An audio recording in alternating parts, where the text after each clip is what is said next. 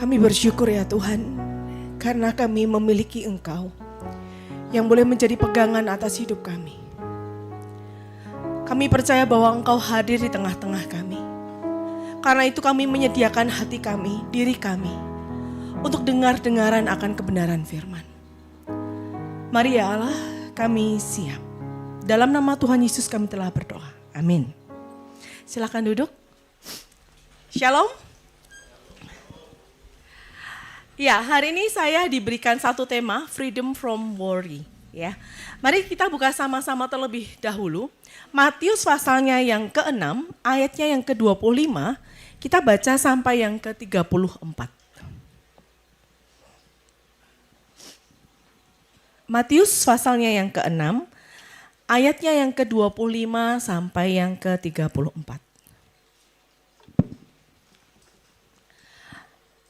Saya menggunakan versi masih TB1, ya, LAI memberikan judul hal kekhawatiran. Karena itu, aku, Yesus ya, berkata kepadamu, janganlah khawatir akan hidupmu, akan apa yang hendak kamu makan atau minum. Dan janganlah khawatir pula akan tubuhmu, akan apa yang hendak kamu pakai.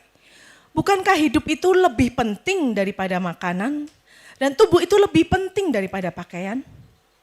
Pandanglah burung-burung di langit yang tidak menabur dan tidak menuai dan tidak mengumpulkan bekal dalam lumbung, namun diberi makan oleh Bapamu yang di sorga. Bukankah kamu jauh melebihi burung-burung itu? Siapakah di antara kamu yang karena kekhawatirannya dapat menambahkan sehasta saja pada jalan hidupnya? Dan mengapa kamu khawatir akan pakaian? Perhatikanlah bunga bakung di ladang yang tumbuh tanpa bekerja dan tanpa memintal. Namun aku berkata kepadamu, Salomo dalam segala kemegahannya pun tidak berpakaian seindah salah satu dari bunga itu. Jadi jika demikian Allah mendandani rumput di ladang yang hari ini ada dan besok dibuang di dalam api. Tidakkah ia akan terlebih lagi mendandani kamu, hai orang yang kurang percaya? Sebab itu, janganlah kamu khawatir dan berkata, apakah yang akan kami makan? Apakah yang akan kami minum? Apakah yang akan kami pakai? Semua itu dicari bangsa-bangsa yang tidak mengenal Allah. Akan tetapi Bapamu yang di sorga tahu bahwa kamu memerlukan semuanya itu. Tetapi carilah dahulu kerajaan Allah dan kebenarannya, maka semuanya itu akan ditambahkan kepadamu. Sebab itu janganlah kamu khawatir akan hari besok, karena hari besok mempunyai kesusahannya sendiri. Kesusahan sehari cukuplah untuk sehari. Demikian firman Tuhan. Siapa sih dari kita yang gak pernah khawatir? Ada? Yang imun terhadap kekhawatiran? Adakah? Semua dari kita pasti pernah yang namanya khawatir ya. Entah khawatir nilai, khawatir mau pelayanan, mau khotbah juga khawatir gitu ya. Khawatir gak punya pacar gitu ya. Kita punya banyak hal sekali dalam hidup kita yang kita khawatirkan. Nah, tetapi kalau kita perhatikan ya, ketika bilang kekhawatiran, ini spesifiknya khawatir tentang apa sih gitu ya. Kalau tadi kita membaca di ayat yang ke-25 sampai yang ke-34, maka kita perlu tahu ya, sebetulnya Matius ketika menuliskan kekhawatiran, ini konteksnya apa ya. Kalau kita baca di perikop sebelumnya, di pasal ayat 19 sampai yang ke-24, itu pembahasan mengenai hal mengumpulkan harta. Ya, hal mengumpulkan harta. Matius menuliskan bahwa ketika kita ngumpulin harta, kekayaan, ngengat dan karat itu bisa merusak, memakan gitu ya. Bahkan pencuri itu bisa mencuri harta kita. Nah, pembahasan setelah membahas harta, kemudian dilanjutkan perikop yang kita baca tadi. Dan kata pertama di dalam menyambung ya, itu digunakan karena itu di ayatnya yang ke-25. Artinya apa? Artinya adalah waktu kita bahas tentang kekhawatiran, di sini adalah kekhawatiran kita terkait masalah uang, harta, finansial gitu ya. Pernah nggak sih dalam hidup kita ngalami kepikiran masalah uang? gak punya duit. Ya. Waduh besok ada cicilan, bayarnya gimana? Mungkin yang invest gitu ya. Atau punya usaha. Atau mungkin juga pernah ngerasa ya, waduh ini uang kalau mungkin pernah ngekos atau kuliah di satu tempat. Wah ini transferan kayak masih lama ya. Cukup enggak ya sampai hari akhir nanti. Nah kadang-kadang waktu kita curhat masalah duit ke orang, untuk orang tertentu biasanya responnya apa? Gak ngebantu sih, ada juga yang ngebantu. Tetapi banyak kata-kata yang sering dibilangnya adalah, udah tenang aja, berdoa. Ya. Kalau kamu khawatir itu, kamu tuh kurang berdoa. Atau kamu kurang ke gereja, gitu ya. Nah, ini sesuatu yang unik ya. Kadang-kadang kita tuh terlalu gampang ngejudge gitu ya. Orang dan mengkategorikan, kalau pokoknya ya, kalau enggak kamu khawatir itu tuh kurang doa gitu. Nah, tetapi satu sisi kalau kita baca kalimat-kalimat yang tadi, ini adalah satu perikop yang bisa dibilang ajaran Yesus yang sangat keras dan menjadi sebuah tamparan keras bagi murid. Kenapa? Karena ternyata Tuhan Yesus menyamakan orang yang khawatir mengenai uang dan harta, itu dibilang kamu itu seperti bangsa-bangsa yang tidak mengenal Allah gitu ya. Wah, buat kita sih kalau kita baca dalam konteks kita sekarang mungkin kita ngerasanya biasa aja gitu ya. Kenapa ya? Mungkin teman-teman kita udah banyak yang memang ateis, agnostik, jadi ya dan khawatir itu biasa gitu.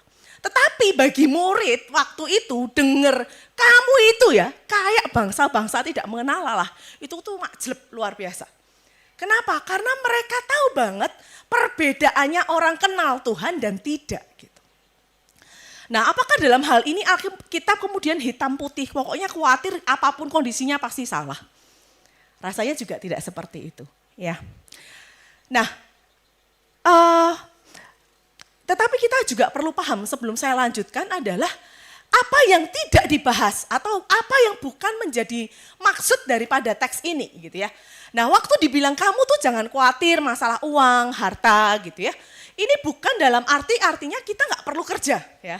Oh kamu nggak usah kerja, santai aja. Tuhan pasti pelihara, bukan itu gitu ya.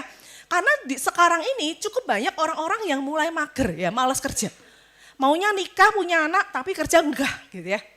Atau kadang-kadang ya kalau disuruh kerja itu loh ada lowongan ayo daftar. Ya nanti nggak apa-apa kok, pasti Tuhan akan pelihara. Bukan seperti itu ya. Alkitab tidak pernah bicara seperti itu. Kenapa? Karena sejak semula kerja itu adalah bagian dari diri manusia. Sejak manusia dicipta, ya kerja itu bukan akibat dari dosa. Tetapi memang waktu Tuhan mencipta, Allah itu Allah yang bekerja, maka kita juga bekerja. Ya makanya Tuhan kasih teguran yang keras di Amsal 6 ayat 6. Belajar sono, lihat semut aja rajin masak lu males gitu. Ya. Yang kedua, bukan juga dimaksudkan ketika kita bilang gak usah khawatir tentang uang, artinya kita hidup tanpa rencana. Ya. Kalau punya duit bukan artinya, oh hari ini dapat gaji 3 juta, ya udah besok 3 juta habis. Bukan seperti itu gitu ya. Dalam hal ini Tuhan juga adalah Allah yang teratur, Allah yang terencana. Gitu. Nah, oleh sebab itu kita pun dituntut untuk mengatur keuangan dengan baik. Karena kadang-kadang dalam pelayanan saya juga ketemu ya orang-orang yang quote unquote gitu ya, bilangnya Tuhan itu memelihara, penuh iman, tapi akhirnya apa? Pinjem duit sana sini, pinjem sana belum dibayar, pinjem ke si C ya. Si C, A, B, C semua teman udah dipinjemi belum balik, butuh pinjaman lagi, akhirnya pinjol gitu kan ya. Nah, jadi ketika kita dibilang jangan khawatir, artinya bukan supaya kita itu tidak merencanakan dengan baik. Karena memang kemudian ada orang-orang yang bilang gini ya, wah kalau kamu tuh merencanakan dicatetin keluarnya berapa, kamu tuh pakai asuransi gitu ya, wah itu artinya kamu gak beriman ya. Bukan itu yang kita sedang bahas ya. Jadi Tuhan tetap mau kita bekerja, Tuhan tetap mau kita berencana, tetapi ini ada satu batasan yang kayaknya tipis gitu ya. Jatuhnya ini di mana nih ketika tidak beriman gitu ya. Nah, kesulitan kita, saya suka banget bahas parenting atau pernikahan karena saya ada di dalam dunia itu yang dimana saya juga bergumul ya. Ketika dapat tema freedom from worry, saya pikir, oh oke gitu ya. Tapi ternyata ini kemudian menjadi teks yang benar-benar saya gumuli gitu ya. Karena apa? Ternyata ya ketika cara kita melihat uang, memposisikan uang itu ada di mana, itu tidak tiba-tiba muncul di otak kita. Gak tiba-tiba ada ya. Itu sudah terbentuk dari kita kecil. Misal, value keluarga kita. Ada gak sih orang tua kita yang pokoknya apa-apa duit? Hidupmu itu untuk duit gitu. Saya kenal beberapa orang tua yang anaknya disekolahin supaya apa? Supaya nanti anaknya bisa memboyong orang tuanya pindah ke Australia, misalnya gitu. Ya. Atau ada anak yang disekolahin ke sekolah yang gede, elit, padahal orang tuanya nggak punya duit, sampai ngutang-ngutang. Itu benar-benar yang tetangga saya digetokin, diteriakin. Tapi masuknya sekolah yang bayarnya tiap bulan lebih daripada 25 juta. Kenapa? Supaya sosialisasinya bagus, ya. Supaya nanti ketarik jadi kaya. Supaya punya teman bisnis nantinya. Bahkan saya pernah dengar sendiri, kok kamu kalau sekolah di sini, saya nggak usah bilang sekolahnya di mana ya. Sekolah di sini, kamu nggak usah belajar keras-keras nggak apa-apa, yang penting naik. Yang penting temenmu banyak. Supaya setelah lulus di sini, kamu kerja bisnismu itu gampang. Tanpa sadar, orang tua kita sudah cekokin kita bahwa yang terpenting dalam hidupmu adalah uang. Atau mungkin orang tua kita nggak sampai segitunya, tapi tanpa sadar. Kita lihat orang tua kita berantem, mamamu marah. Setiap kali marah berantem, selalu masalah duit. Sebagai anak kecil, kamu lama-lama menyimpulkan dong ya. Apa yang kamu simpulin? Duit itu, kalau nggak ada duit itu masalah.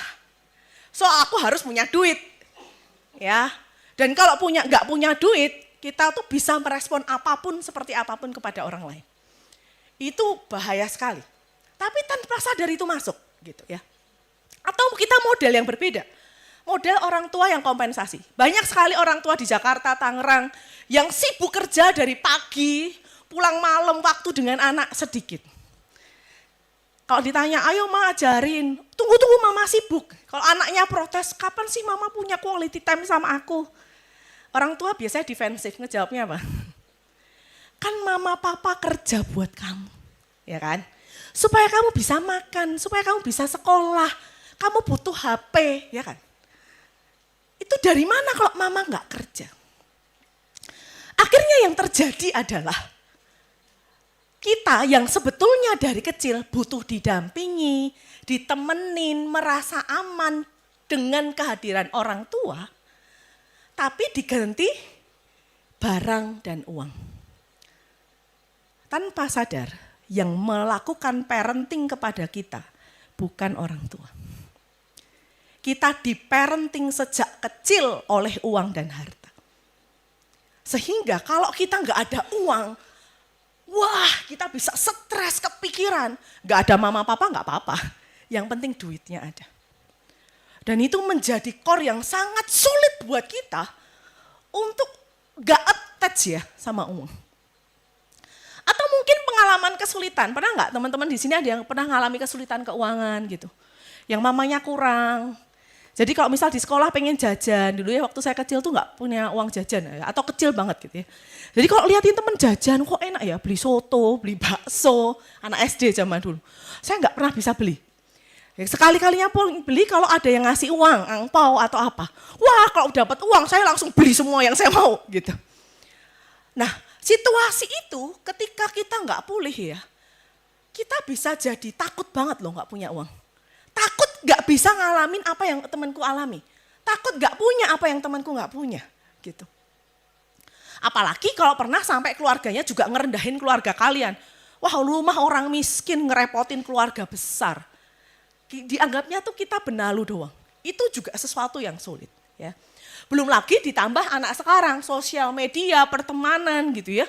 Wah kalau di sosial media ada iklan mainan lah, makanan gitu. Anak-anak tuh, wah ini kayaknya enak ya, kayaknya bagus ya, aku mau gitu. Kadang-kadang ya, saya sendiri, anak saya suka ngomong gitu, mama ini ya ada kartu Pokemon, jadi anak saya tuh suka main kartu Pokemon ngumpulin, Terus dia tuh bisa bedain nih yang asli dan enggak. Terus dia bilang, "Mah, aku pengen yang ini nih. Tolong beliin satu aja 10 juta." Ya kan, wah gitu ya. Mending buat ngecat rumah kalau saya gitu ya. Terus, oh ya gitu ya. Nah, walaupun ya kadang-kadang kan orang tua kita ketika nggak ada duit, dulu kita suka dibilang apa? "Duh nak, kita ini miskin." Jadi kita tuh dididik mental miskin. Dia bilang kita tuh miskin, jangan ngarepin gitu ya. Nah, saya sudah mencoba teknik parenting yang baik dengan menjelaskan gitu ya. Oh ya nanti coba kemudian saya ajak diskusi ini butuhnya apa, kepentingannya apa. Tapi pernah ada hal-hal yang dia pengen banget mainan, dia bilang, "Mah tapi ini bisa bikin pinter," gitu ya. Saya sudah mencoba kalimat bilang, oh ya kita doa, kita kumpulin uang, suatu saat pasti bisa dibeli gitu ya. Supaya nggak punya mental miskin, saya udah ngomong kalimat gitu. Tapi karena dia itu lihat teman-teman yang punya, lihat sosial media, dia jawabnya gini, si Marshall, anak saya nomor 2. Waktu saya bilang, oh ya kita doa, kita kumpulin uang. Anak saya cuma bilang, oh berarti kita ini miskin ya mah. Gitu. Nah kadang-kadang itu ya, ketika kita ngebandingin ya, melihat bahwa ada sesuatu yang kita nggak dapat, kita bisa punya mental seperti itu. Nah, untuk teman-teman yang kemarin ikut retret, saya pernah ngebahas ini, jadi saya nggak akan ngebahas lebih dalam. Tetapi intinya adalah, sadar atau tidak, pada dasarnya hal utama yang dibutuhin manusia itu apa? Attachment, kelekatan. Ya. Nah, kelekatan ini mestinya kita pelajari adalah dari relasi kita sama orang tua kita. Tetapi berhubung kita mengalami semua hal tadi, kelekatan yang terbentuk itu bukan antara aku dan orang tuaku, sesamaku apalagi sama Tuhan. Tetapi mungkin sebagian besar dari kita, kelekatan kita terbentuk itu dengan harta dan uang. Nah, bagaimana kita bisa tahu ya? Bagaimana kita bisa tahu bahwa aku sedang di attachment yang salah, sehingga caraku memperlakukan harta, caraku memperlakukan uang itu udah nggak pas lagi gitu ya.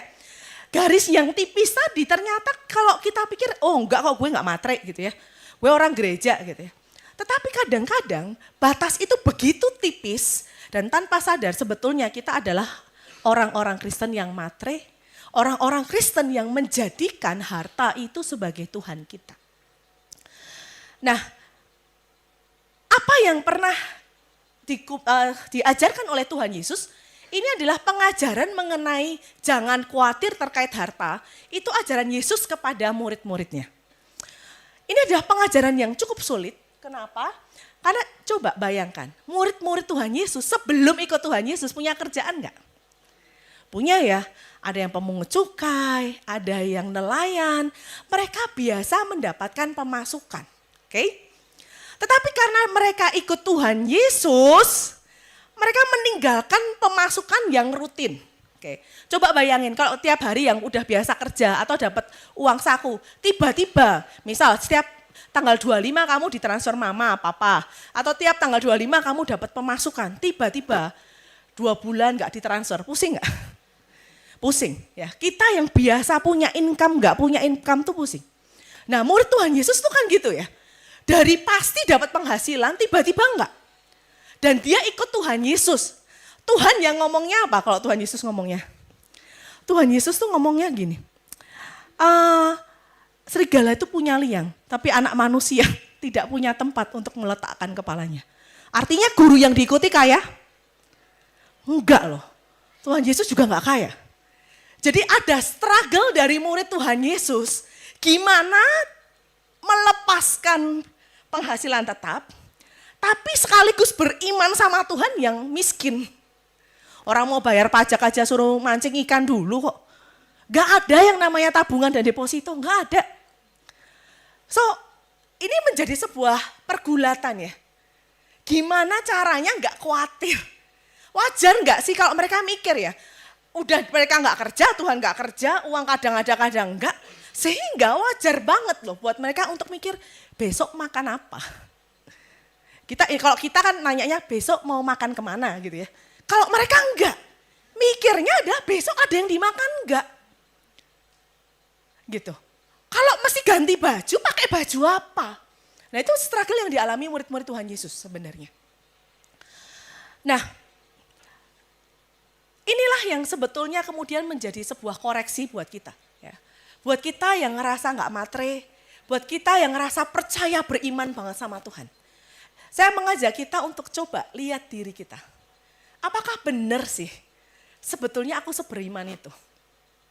Ya. Jangan-jangan kita bilang kita beriman karena apa? Ya tabunganmu banyak. Depositomu juga banyak. Ya. Gak punya tabungan gak bisa, tapi punya rumah, kan masih bisa dijual. Ya. Atau gak punya semua itu, tapi masih ada mama papa kok. Ya. Kadang-kadang belum tentu loh sebenarnya kita benar-benar beriman. Cuman masalahnya di tangan kita masih ada yang dipegang. Masih ada orang yang kita percaya untuk kita pasti akan jagain kita. Gitu.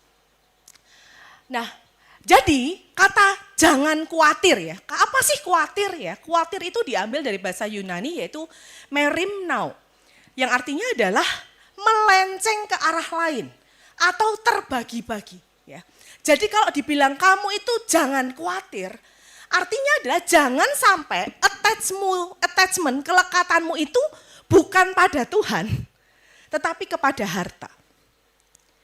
Jangan sampai kamu itu merasa bahwa hidupmu itu baru aman. Tujuan hidup yang kamu capai itu adalah uang. Termasuk segala pertimbangan untuk ngambil keputusanmu hanya berdasarkan uang. Seberapa kamu cuan, seberapa kamu rugi. Karena begitu itu yang menjadi fondasi, maka kita sudah melenceng daripada kelekatan yang sebenarnya. Bukan nggak pernah khawatir ya, wajar banget. Kalau misal gini, kita punya uang tinggal 2 juta misal, atau 100.000. Hari masih 3 hari, kita ada deg-degannya nggak? Ada deg dong ya. Tapi kemudian kita ngatur keuangan, dan tetap percaya bahwa Tuhan itu tetap memelihara. Ya sebetulnya itu oke. Tetapi kalau sampai kemudian membuat kita itu, waduh tinggal 100.000. Ini gimana ya, mati aku gitu ya. Dan kemudian kita menghalalkan segala cara. Dan bahkan saya juga kadang-kadang lihat ya, ini saya pernah dengar bukan cuma 1-2 kejadian. Jadi kadang-kadang ada anak-anak muda yang pengen keluar kota ikut konser begitu ya. Pergi barengan sama, ini sahabatan cowok cewek, oke? Sahabatan cowok cewek pergi ke Bali untuk nonton konser, oke? Nah, ketika sampai di sana pergi bareng karena sahabat, mereka berpikir bahwa ya udah hotelnya 1 kamar aja, ngirit, oke? Jadi pertimbangan keputusan ngambil 1 kamar itu adalah karena hanya berdasarkan pertimbangan mana yang uangnya bisa lebih sedikit. Dan bisa ditebak apa yang terjadi meskipun katanya sahabat dan adik kakak ya kan. Koko meme yang terjadi adalah ya subuh-subuh diserang lah gitu ya. Nggak paham ya apa-apa. Ya maksudnya di subuh-subuh laki-laki itu secara biologis gitu kan ya. Itu mengeluarkan hormon tertentu sehingga terangsang gitu ya. Sehingga dia udah nggak lihat lagi ini sahabat atau bukan. Ya, berusaha untuk diperkosa gitu. Awalnya ini karena kayak antara orang polos, bodoh, ya kan? Ini bisa macam-macam ya, antara orang polos, bodoh, satu lagi sayangnya. Pertimbangan-pertimbangan dalam hidupnya. Fokus utamanya adalah seberapa duit bisa didapat, seberapa duit disimpan. Itu kita sudah mulai melenceng. Meleset. Karena apakah duit perlu dipertimbangkan? Perlu dipertimbangkan. Tetapi seringkali value kita lebih tinggi daripada uang. Menjaga relasi, moralitas. Kalaupun kita nggak punya uang tetapi gereja butuh, kadang-kadang kan kita meskipun kurang kita bisa kasih gitu. Ya. Jadi apakah kita sudah menjadikan harta itu menjadi tujuan hidup? Dan apakah kita sudah menggunakan harta itu untuk mengambil keputusan apapun? Nah, di dalam melakukan pengajaran ini, sebenarnya Tuhan Yesus itu melakukan pendekatan ya. Pendekatan yang dilakukan adalah pendekatan rasional ya, mencoba nunjukin ya. Kamu tuh kalau khawatir tentang makan, minum, pakaian, itu tuh kamu gak rasional. Plus ditunjukkan dengan sesuatu yang dikaitkan dengan relasi. Kenapa sih kalau kita bilang khawatir tentang harta gitu ya, itu menjadi sesuatu yang salah gitu ya. Yang pertama, kadang-kadang uang itu sendiri salah enggak? Enggak ya, uang itu tools, dia sifatnya netral gitu. Tetapi yang menjadi salah adalah ketika kita menganggap itu yang paling berharga dan itu yang paling penting. Padahal ini hanya alat, walaupun sehari-hari selalu setiap hari kita pakai. Nah, apa yang ditunjukkan Tuhan Yesus adalah bahwa harta ini adalah sesuatu yang kosong, bisa hilang, gitu ya. Dan yang kedua adalah kadang-kadang sebetulnya dibalik kenapa kita attach terhadap uang adalah kita punya keinginan mengontrol dan menguasai itu begitu besar. Secara jujur, bukankah memang kalau kita punya uang kita lebih gampang ngatur orang? Yuk, aku kasih duit aja, lu pergi. Pergi, karena dikasih duit. Kita butuh urusan apa-apa, bikin SIM susah atau apapun itu. Udah tes, kelak-kelok naik motor, naik mobil gak dapat ya. Orang kan bilang apa? Asal punya uang. Sehingga kita ingin mencoba menyelesaikan segala sesuatu dengan kemampuan dan kekuatan kita. Kita coba kontrol itu, selesaikan itu dengan power yang kita punya. Tapi problemnya adalah, apakah memang segala sesuatu itu kita bisa kontrol sedemikian rupa? Enggak loh ya. Di tubuh kita aja, tubuh kita ini jantung kita, berapa kali sih berdetak dalam 1 menit gitu? 72 ya. Tapi kalau kita bilang, gua enggak mau jantungku berdetak 72, aku mau bikin 90 gitu. Ya kan enggak bisa gitu. Ada hal-hal yang memang kamu pengen kontrol, pakai duit punya apa ya enggak bisa. Sepupu saya sakit masuk rumah sakit. Wah lemes banget, kita udah nangis doa. Terus ulang tahun, wah sudah seger, besok bisa pulang. Besoknya pagi meninggal. Emang apa yang coba kita kontrol? Ada hal-hal yang mungkin ada di tanganmu. Tetapi terlalu banyak hal dalam dunia yang sebetulnya kamu gak bisa kontrol. Dan itu hanya ada di tangan Tuhan yang bisa melakukan segala sesuatu.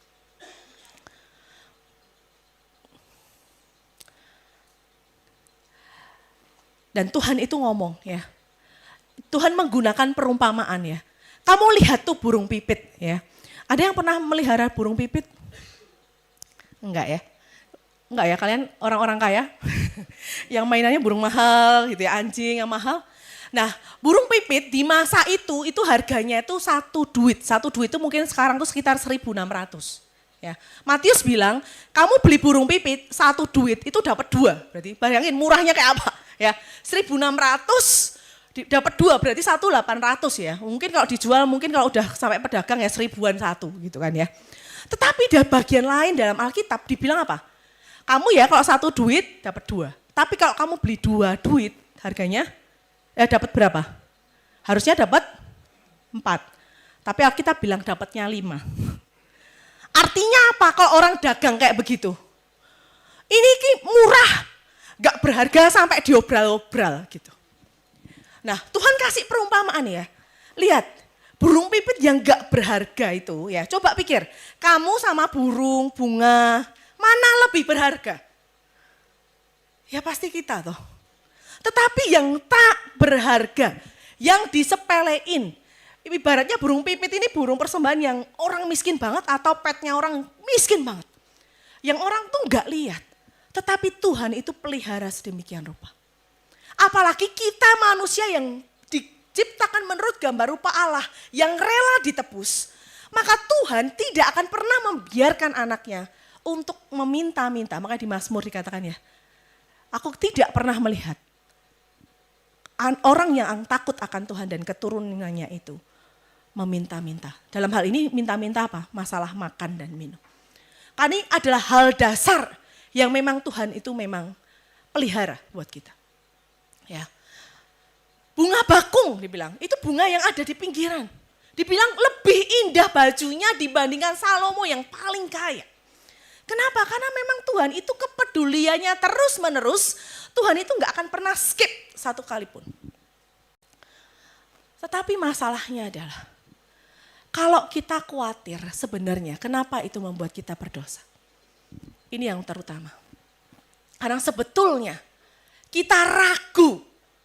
Kita nggak percaya sama Tuhan kita.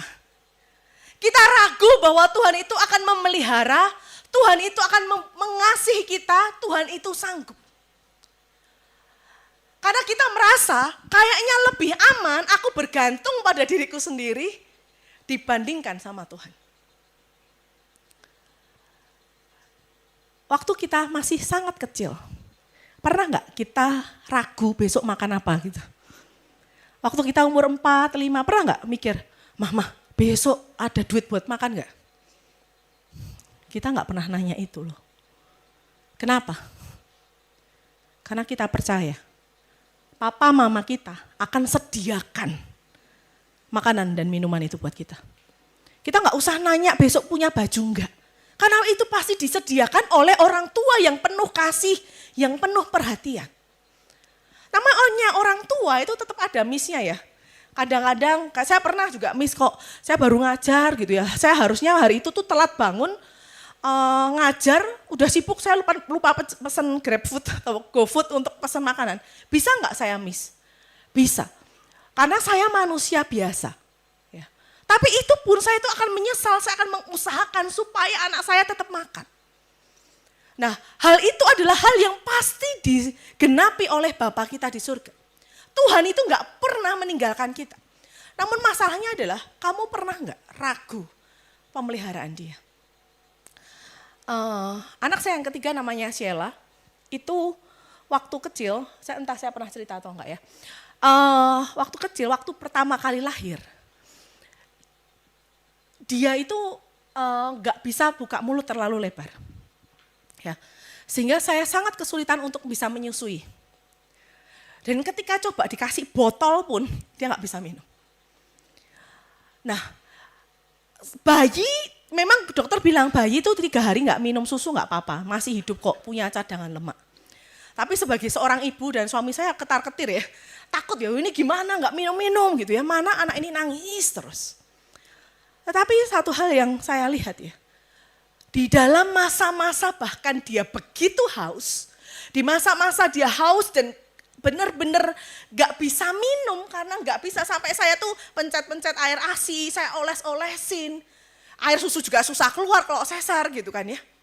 Tetapi sesuatu yang unik adalah setiap dia kehausan, entah digendong oleh saya atau papanya, dia lebih tenang. Kita cuma iya ya doa ya ntar kita minum ya, cuma dioles-oles. Nanti nangis lagi, kita gendong lagi. Di situ saya melihat, kenapa seorang bayi bisa menjadi tenang. Padahal dia itu jelas kekurangan air. Karena dia percaya, dia mendengar detak jantung saya yang dia kenali sejak dalam kandungan. Bahwa aku dekat dengan ibuku. Ada rasa percaya bahwa aku tidak akan pernah dibiarkan. Nah, kemudian Tuhan Yesus melanjutkan ya. Yang pertama tadi, kenapa kita nggak boleh khawatir. Dan yang kedua, Tuhan Yesus bilang, kalau kamu khawatir, artinya kamu nggak punya iman, gitu ya. Jadi supaya kamu nggak khawatir terus, caranya gimana? Ya, caranya itu kamu justru, ini masalah pola pikir Tuhan ngomong. Kalau pikiranmu yang kamu pikir makan apa, punya duit enggak, bayar utang gimana, maka kamu akan terus tersedot pada kekhawatiranmu. Dan Tuhan bilang apa? Supaya kamu tidak terus-menerus khawatir. Yang pertama tadi artinya apa? Kamu harus percaya kepada Bapa, kamu harus kenal kamu itu di tangan siapa, kamu dipelihara oleh siapa. Yang kedua kata Tuhan, supaya kita enggak khawatir adalah fokus hidupmu jangan kepada apa yang kamu nggak punya. Tetapi fokuslah kepada panggilan hidupmu. Apakah dalam hidupmu kamu sudah melakukan apa yang Tuhan perintahkan? Apakah dalam hidupmu kamu bergumul? Apakah aku tuh hidup sudah dalam kebenaran belum sih Tuhan? Apakah dalam hidupku aku tuh sudah memberi dampak belum sama buat orang lain? Supaya kerajaan Allah itu dimuliakan. Jadi doa-doa kita akan berubah. Kita nggak jadi terus-terus marah gini, Tuhan kok aku nih doanya nggak diikutin terus sih, kenapa sih orang lain hidupnya lebih enak dibanding aku. Terus kita marah kalau harapan-harapan kita tidak terpenuhi. Tetapi ketika kita berbalik, doa kita adalah, Tuhan pengen aku mengerjakan apa? Tuhan pelayanan apa yang bisa aku lakukan dalam pekerjaanku, studiku, di gerejaku. Sehingga arah sasarannya bukan kepada harta, tetapi kerajaan Allah. Mungkin teman-teman pernah dengar cerita kesaksian seorang misionaris di Korea gitu ya. Yang ada ketika misionaris ini di Korea, kemudian dia ada mahasiswa yang datang gitu ya untuk menghampiri ke desa yang terpencil, orang yang miskin. Dan mahasiswa ini ngelihat ada seseorang bapak yang cuma sedang istirahat megangin itu loh, buat apa? Alat buat bajak, ya cuma dipegang. Terus mahasiswa ini bilang gini, wah kenapa ya? Kok dia megangin bajak? Kerbaunya mana? Dan ternyata apa yang dilakukan orang itu? Dan misionaris jelasin, iya gereja kami itu sedang melakukan pembangunan. Meskipun orang-orang di desa ini miskin, mereka itu kasih kerbaunya ke gereja supaya pelayanan ini bisa berjalan. Dan kemudian mahasiswa nanya, Bapak nggak nyesel ngasih kerbau? Habis ini kan Bapak jadi membajak sawah dengan tangan dan kakinya, lebih kerja keras. Tetapi petani ini bilang, saya justru bersyukur karena saya punya kerbau. Sehingga saya masih bisa terlibat di dalam pelayanan pekerjaan Tuhan. Orang yang fokusnya adalah percaya kepada Allah, orang yang fokusnya adalah kebenaran dan bagaimana kerajaan Allah itu diberitakan, kita nggak akan genggam uang tuh gini. Ada kalanya kita berani rugi, kita berani kurang.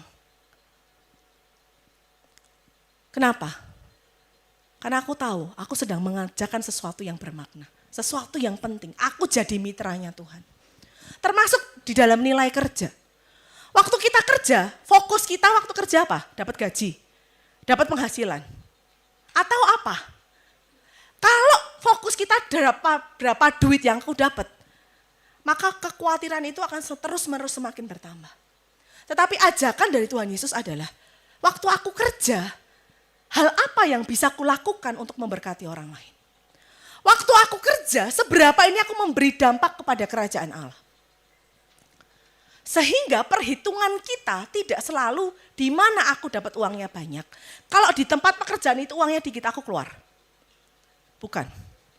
Tetapi pertimbangan kita adalah, apakah di tempat ini aku masih bisa melakukan sesuatu untuk kerajaan Allah?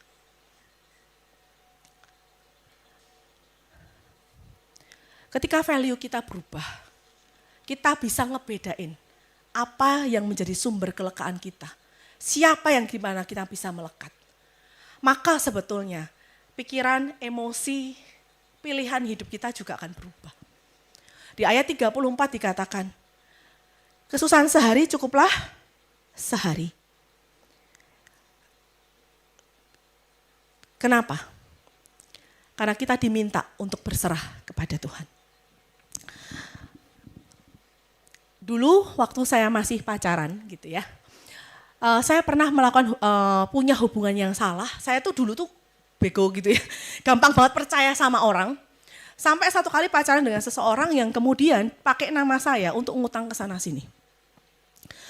Nah, jadi waktu kecil memang udah kurang miskin, apa-apa nggak bisa punya pacar, pakai utang sana sini yang sebenar-benar sampai diteleponi tiap hari, banyak banget telepon penagih utang, termasuk ngedatengin rumah nagih utang. Ya, bukan cuma itu, pernah ketemu rentenir, kalau ini yang bukan bank, ditarik saya ya, mau dimasukin penjara, dikasih minuman keras. Saya kayak punya trauma tersendiri terhadap yang namanya nggak punya duit. Gitu. Tetapi sebenarnya saya nggak sadar. Saya baru sadar ketika menggumulkan firman Tuhan ini. Saya diberitahu Tuhan udah beberapa waktu yang lalu, dan saya benar-benar, saya belum cari bahan apa-apa, saya cuma baca ayat ini tiap hari. Nah, rupanya karena hidup saya itu penuh dengan, kalau email tahu ya, gelombang kehidupan gitu ya. saya tuh ada gini ya, satu sisi saya tuh ini orang feeling, kalau saya lihat orang ngapain gitu ya saya langsung tahu oh perasaannya gini. Tapi saya kurang aware sama perasaan saya. Jadi misal nikah gitu ya, orang kan bahagia gitu ya. Saya berpikir ya saya tuh kayak flat aja gitu, terus baru besok atau berapa hari mikir, oh waktu itu berarti mungkin perasaanku sebenarnya bahagia gitu. Ya. Atau sedih gitu ya, kalau pas sedih takut, saya ngerasa juga, wah enggak semua mah bablas, gue mah pemberani. Tetapi kalau dilihat-lihat gitu ya, masa iya pemberani, masa iya enggak orang khawatir, orang sebentar-sebentar muntah, sakit mah, pusing gitu ya. Berarti kan ada something. Cuman saya enggak biasa, even saya udah di counseling, even udah mencoba membuka sesuatu, ada hal-hal yang kayak delay gitu. Ini perasaannya apa? Gitu. Nah, 1 bulan yang lalu, kira-kira 1 bulan yang lalu, tiba-tiba sekitar jam 3, waktu saya terbangun ya, saya sadar, intinya saya mengalami periode mimpi yang cukup panjang. Yang saya ngerasanya ini real kejadian sedang terjadi. Benar-benar kejadian terjadi. Jadi dalam mimpi itu gabungan antara realita dan masa lalu gitu. Jadi barusan ini puji Tuhan kan keluarga kami beli rumah gitu ya. Itu kan sebuah anugerah yang luar biasa. Suami saya tuh seneng banget. Tapi entah kenapa saya ngerasa flat gitu kayak, iya kenapa harus seneng gitu ya. Nah tetapi dalam mimpi saya itu beli rumah ya kan nggak kontan ya nyicil KPR gitu. Nah di dalam mimpi saya beli rumah tetapi kesadaran bahwa saya beli rumah itu membuat saya takut setengah mati. Takutnya sampai benar-benar ketakutan, sampai saya menggigil, udah keringet dingin luar biasa, sampai dalam mimpi pun saya menangis. Dan ketika nantinya saya bangun ternyata saya beneran nangis. Sampai tangan saya kaku, kejang gitu. Nah ternyata waktu saya dalam mimpi, aku beli rumah, tapi kenapa aku takut, aku gak happy. Yang di dalam memori saya, dalam mimpi saya adalah, waduh aku udah beli rumah, aku harus nyicil selama beberapa belas tahun. Kalau gitu gimana caranya aku bisa keluar memutuskan hubungan sama cowok ini. Jadi ternyata dalam mimpi saya masih berelasi dengan cowok mantan saya yang bikin ya abusive physical, mulut dan utang kemana-mana. Padahal kondisinya saya udah lepas bertahun-tahun. Makanya saya nangis, saya teriak, saya ketakutan, khawatir luar biasa. Sampai benar-benar kejang, benar-benar balik tangan saya. Saking tahu, kayak teriak dalam hati saya, Tuhan gimana caranya kalau aku udah terlanjur beli rumah, aku bisa keluar dari relasi ini dan pergi dari orang ini. Dan saya terbangun dan suami saya terbangun. Dan saat saya terbangun saya kayak masih terengah-engah dan sedang mencoba memproses apa yang terjadi. Suami saya pegang tangan saya. Kamu kenapa? Terus saya ceritain, aku takut. Kenapa itu bukan kamu? Gitu. Tetapi kemudian suami saya pegang dan bilang, aku di sini. Itu sudah masa lalu. Aku di sini. Dan ketika dia bilang gitu, emotion yang tadinya tensionnya luar biasa, itu pelan-pelan turun. Nah di situ saya diajak berdoa. Saya diajak untuk menunjukkan ya, suami saya ngajak ngelihat. Dia bilang, ya bersyukur justru kamu ngalami ini. Sehingga kamu tahu apa yang belum selesai. Tetapi ketika kita lihat ke belakang, kenyataannya Tuhan udah menolong kamu untuk keluar dari sana. Dan kalau Tuhan udah nolong kamu dulu, sampai sekarang pun Tuhan terus menolong kita. Oleh sebab itu, setiap kita punya masa lalu, cara berpikir, value yang mungkin salah.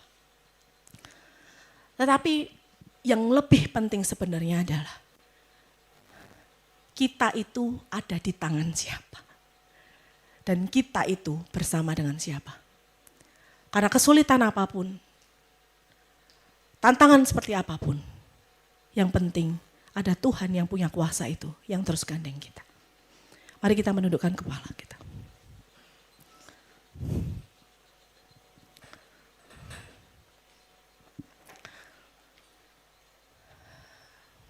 Teman-teman, Setiap kita punya kisah kita masing-masing.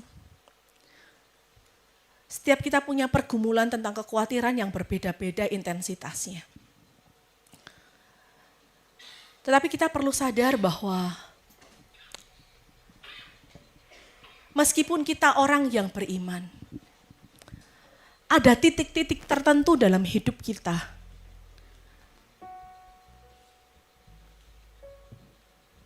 di mana kekhawatiran itu tetap ada. Karena kita ini bukan Superman yang selalu kuat dan selalu hebat. Ada banyak waktu dalam hidup kita mengambil tujuan-tujuan yang salah. Kita tidak mengejar kemuliaan Tuhan, kita tidak mengejar kasih-Nya Tuhan. Dalam waktu-waktu tertentu kita kerap kali salah mengambil keputusan. Hanya karena kita takut kita gak punya uang. Hanya karena kita takut ketika uang kita berkurang. Bahkan karena kita khawatir, kita takut, kita merasa gak mampu, kita gak merasa berdaya. Akhirnya kita bisa jadi mempertanyakan kasih-Nya Tuhan. Atau mungkin justru kita menjadi pemarah. Kita marah kepada keluarga kita. Kita marah kepada orang-orang yang mungkin menganggap kita membuat kita susah. Kita merasa takut untuk berbagi kasih dengan orang lain. Karena kita terlalu takut kekurangan. Ada berapa banyak konflik yang terjadi dalam hidup kita. Hanya karena kita materialistis. Memegang uang lebih daripada segalanya. Saya undang untuk setiap kita untuk datang kepada Tuhan. Katakan, ungkapkan, akui segala dosa kita. Tuhan, meskipun aku beriman, kerap kali Engkau menjadi yang kesekian dalam hidupku. Ada banyak hal yang aku ingin menjadikan nomor satu. Entah diriku, entah hartaku.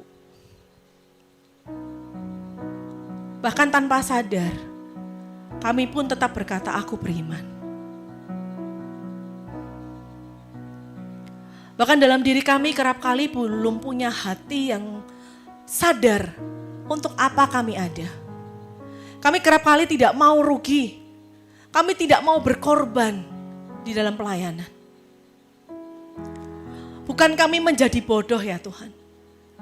Tetapi ujilah hati kami untuk bisa melihat dan membedakan hal-hal yang penting di mana kami harus berkorban. Dan ada hal-hal yang mungkin kami tidak perlu. Tetapi kan berikan kepada kami hati yang mengasihi Engkau dan mengasihi pekerjaan Tuhan lebih dari apapun. Dan buat setiap kami yang punya ketakutan, luka yang mungkin sampai saat ini belum selesai. Mari ya Tuhan, Engkau yang basuh dengan darah-Mu. Engkau yang hadir dan memberikan ketenangan. Supaya setiap saudara-saudara yang ada di tempat ini, matanya mulai dapat memandang dan melihat. Engkau adalah Bapa yang penuh kasih, yang berjanji dan pasti menepati bahwa Dia akan memelihara kita. Saya ajak semuanya kita bersama-sama nyanyi lagu Tenang. Bapa, Kau mendengar seruan hatiku.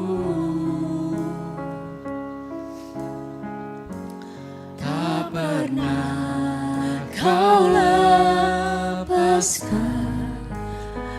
Yuk kita buka hati kita dengan iman dan penyerahan. Kita sadari bahwa Dia tidak pernah melepaskan kita. Lewat lembah kelam, Kau temani aku.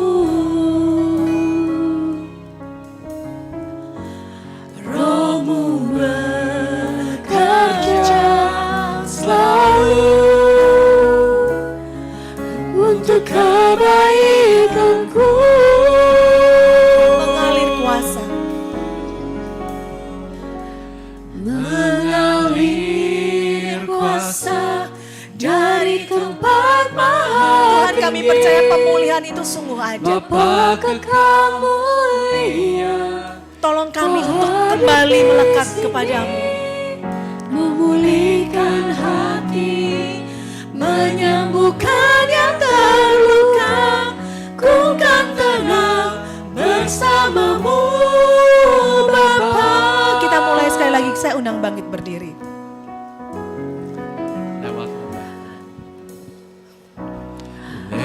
Tuhan yang Maha Tahu, Tuhan mampu menyelami hatimu. Yuk datang dan ungkapkan segala sesuatu kepada Dia.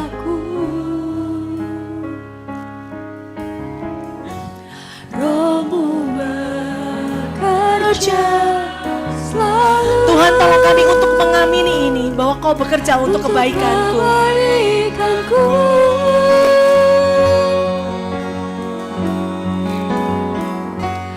Mengalir kuasa dari tempat maha tinggi, Bapa kekal mulia, Kau hadir di sini, memulihkan hati, menyembuhkan yang terluka. Ku kan tenang bersamamu, Bapa. Mengalir kuasa.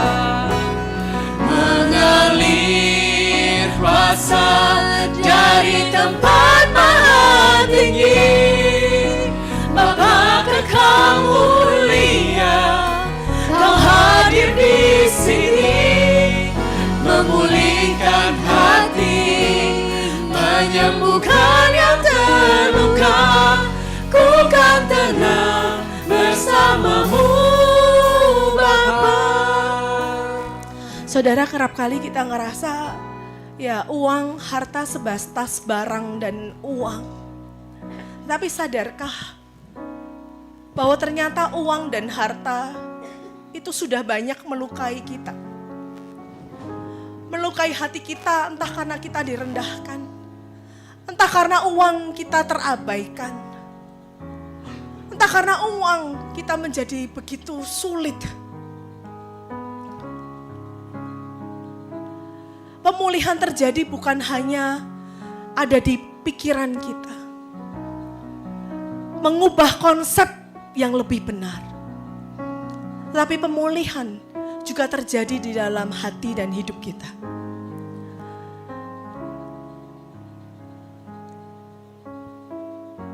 Yuk, sambut jamahan daripada Tuhan. Kuasa kasih Kristus untuk berani memulihkan kita. Sehingga hidup kita tidak terlalu pahit karena uang.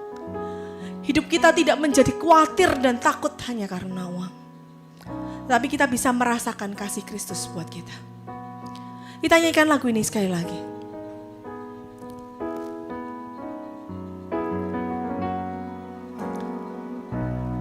Bapa Kau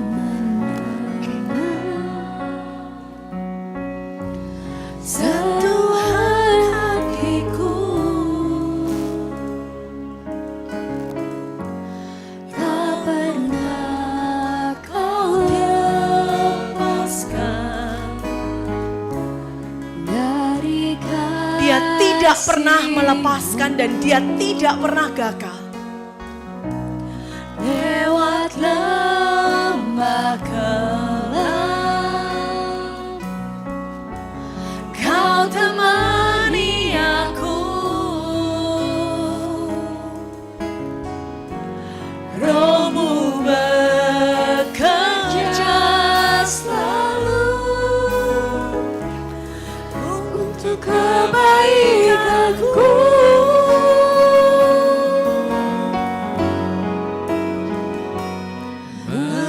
Mengalir kuasa dari tempat maha tinggi, Bapa kekal mulia, Kau hadir di sini, memulihkan